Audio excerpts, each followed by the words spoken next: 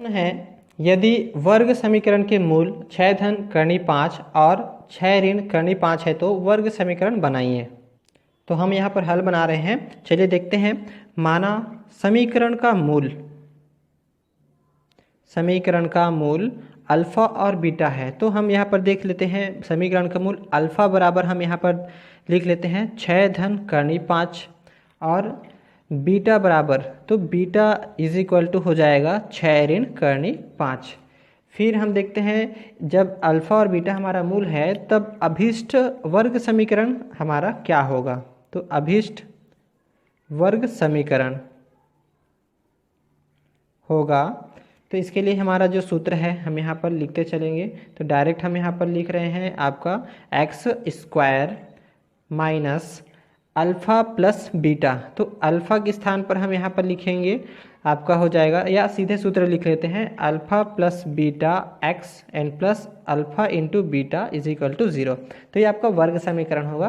तो हम यहाँ पर अल्फ़ा और बीटा का मान भरते चलते हैं। तो यहाँ पर हमारा हो जाएगा एक्स का स्क्वायर माइनस अल्फ़ा के स्थान पर है 6 धन करनी 5 और बीटा के स्थान पर है 6 ऋण करनी 5 और फिर एक्स आपका गुणा में है इसलिए गुणा में धन, अल्फ़ा के स्थान फिर से देखते हैं 6 धन करनी 5 और बीटा के स्थान पर 6 ऋण करनी 5 बराबर हमारा 0।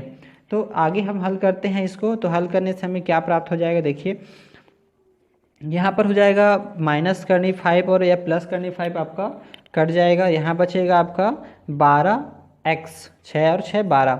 फिर यहाँ पर जब हम इसको हल करते हैं तो 6 धन करनी 5, यहाँ पर a धन b और a ऋण b का आपका फार्मूला काम करेगा, इसलिए यहाँ पर हो जाएगा a का वर्ग यानी कि 6 का वर्ग और ऋण करनी 5 यानी कि b का वर्ग बराबर, सॉरी यहाँ पर आपको बराबर आपका कुछ नहीं है इसलिए यहाँ पर इसमें हम लास्ट में लिखते चलेंगे बराबर 0। ठीक, अब इसके बाद हम चलते हैं यहाँ पर हमारा वैल्यू क्या हो जाएगा। तो देखिए एक्स का स्क्वायर माइनस 12x और ये हमारा हो जाएगा 6 छक्के 36 और यहाँ पर हो जाएगा करनी और स्क्वायर ये आपका कट जाएगा, यहाँ पर बचेगा आपका सिर्फ 5। तो करनी 5 का 2 बार गुणा करने से सिर्फ आपका 5 आता है, इसलिए आपका जो मान है वो हमें क्या प्राप्त हो जाएगा। तो यहाँ पर आपका मान हो जाएगा एक्स का वर्ग ऋण 12x और ये जब माइनस हो जाएगा तो हो जाएगा 31 बराबर 0। तो ये आपका क्या है, वर्ग समीकरण है। नेक्स्ट प्रश्न है, k के किस मान के लिए दिए गए समीकरण निकाय 5x ऋण 7y ऋण 5 बराबर 0 और 2x धन ky ऋण 1 बराबर 0 का अद्वितीय हल होगा। तो हल हम यहाँ पर सबसे पहले लिख लेते हैं जो समीकरण दिया गया है। तो पहला समीकरण है 5x ऋण 7y बराबर आपका ऋण 5 बराबर 0, इसका नाम रखते हैं पहला समीकरण। दूसरा हमारा दिया गया है 2x धन ky ऋण 1 बराबर 0, ये समीकरण आपका 2। तो समीकरण 1 और 2 से हम यहाँ पर देख रहे हैं, तो यहाँ पर हम सबसे पहले इसको हल करेंगे तो आपका जो 5 और यहाँ पर 1 है इसको हम क्या करेंगे, पक्षांतर कर देंगे। तो यहाँ पर देखते हैं समीकरण 1 व 2 से। तो समीकरण 1 को हम लिखते हैं सबसे पहले 5x ऋण 7y और ऋण 5 को पक्षांतर करेंगे तो यहाँ पर हो जाएगा धन 5। इसी तरह दूसरा समीकरण को हम करेंगे तो 2x धन ky और 1 को पक्षांतर करेंगे तो यहाँ पर हो जाएगा 1। तो इस प्रकार हम यहाँ पर देखते हैं सभी का हमारा जो मान है वो क्या हो जाता है। तो यहाँ पर हम देखते हैं पहला समीकरण हम लेते हैं a1 बराबर 5, फिर b1 के स्थान पर हो जाएगा ऋण 7 और फिर c1 के स्थान पर हो जाएगा 5। इसी तरह दूसरे समीकरण से a2 बराबर 2, b2 बराबर यहाँ पर हो जाएगा k और c2 बराबर हो जाएगा 1। तो इस प्रकार आप इस मानों को हम क्या करेंगे, अद्वितीय हल के लिए हल करेंगे। तब समीकरण निकाय के एक अद्वितीय हल होगा यदि a1 upon a2 is not equal to b1 upon b2। तो इनके स्थान पर हम इनके मानों को भरते हैं। तो a1 के स्थान पर आपका दिया गया है 5, तो यहाँ लिखेंगे 5 और बटे हो जाएगा 2 बराबर नॉट, यहाँ पर लिखेंगे हमारा b1 का जो वैल्यू है ऋण 7 और b2 का वैल्यू है k। तो अब इसे हम क्या करेंगे, ये हमारा वैल्यू हो जाएगा आपका तिर्यक गुणा करने से हमें प्राप्त हो जाएगा। तो यहाँ पर 5 k को हम यहाँ 5 के साथ गुणा करते हैं तो यहाँ हो जाएगा 5k is not equal to 7 दूनी 14, तो यहाँ पर हो जाएगा ऋण 14। 5 को हम इनके हर में गुणा करेंगे इसलिए हमें मान यहाँ पर प्राप्त हो जाएगा k is not equal to ऋण 14 बटा 5। तो ये आपका k का मान है के इज़ नॉट इक्वल टू ऋण 14/5। इसलिए k का मान ऋण 14/5 के अतिरिक्त अन्य कोई भी वास्तविक संख्या हो सकता है, अर्थात ये मान आपका सही नहीं है। इसके अलावा जो भी आपका मान रहेगा वो आपका k का मान हो सकता है।